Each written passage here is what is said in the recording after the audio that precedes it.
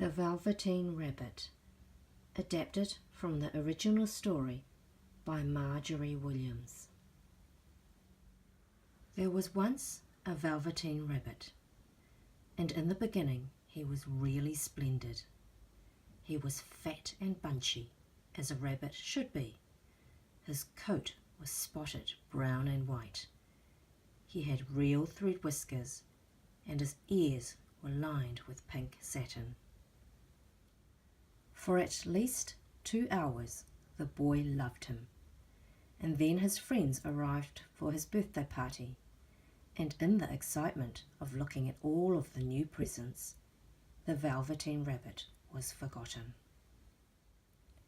For a long time, the Velveteen Rabbit lived in the nursery toy cupboard, and no one thought very much about him. He was naturally shy, and being only made of velveteen, some of the more expensive toys snubbed him.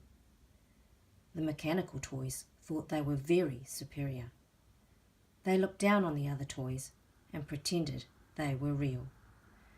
The Velveteen Rabbit could not claim to be real, for he didn't know that real rabbits existed.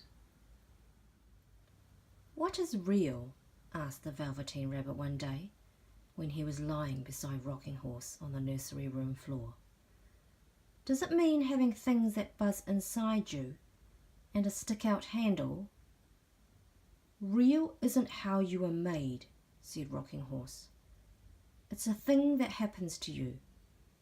When a child loves you for a long, long time, not just to play with, but really loves you, then you become real."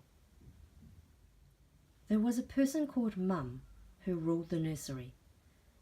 Sometimes she took no notice of the playthings lying about, and sometimes, for no reason whatsoever, she went swooping about like a great wind and hustled them away into cupboards. She called this tidying up, and the playthings all hated it, especially the metal ones. The Velveteen Rabbit didn't mind it so much, for wherever he was thrown, he always landed softly. One evening, when the boy was going to bed, he couldn't find the cuddly teddy that always slept with him.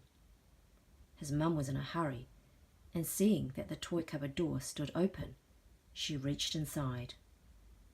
"Here," she said, "take your old bunny. He'd like to sleep with you."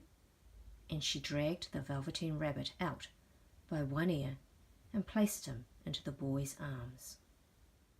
That night, and for many nights after, the Velveteen Rabbit slept in the boy's bed. At first, he found it rather uncomfortable, for the boy hugged him very tight. He rolled over on him, and sometimes he pushed him so far under the pillow that the Velveteen Rabbit could scarcely breathe.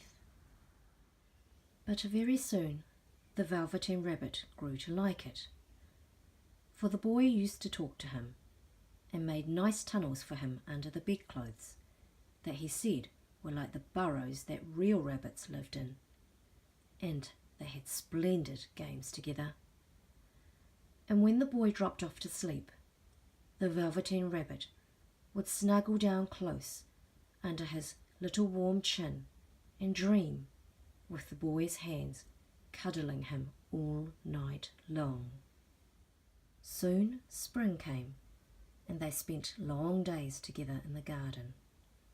Once, when the boy was called away suddenly to go in for dinner, the Velveteen Rabbit was left out on the lawn until long after dusk. The boy couldn't go to sleep without the Velveteen Rabbit, and Mum had to come and look for him with a torch. "You must have your old bunny," she said. "Fancy all that fuss for a toy." The boy sat up in bed and stretched out his hands. "You mustn't say that," said the boy. "He isn't a toy. He's real." When the Velveteen Rabbit heard what the boy said, he was happy, for he knew what Rocking Horse had said was true at last. The nursery magic had happened to him, and he was a toy no longer. He was real. The end.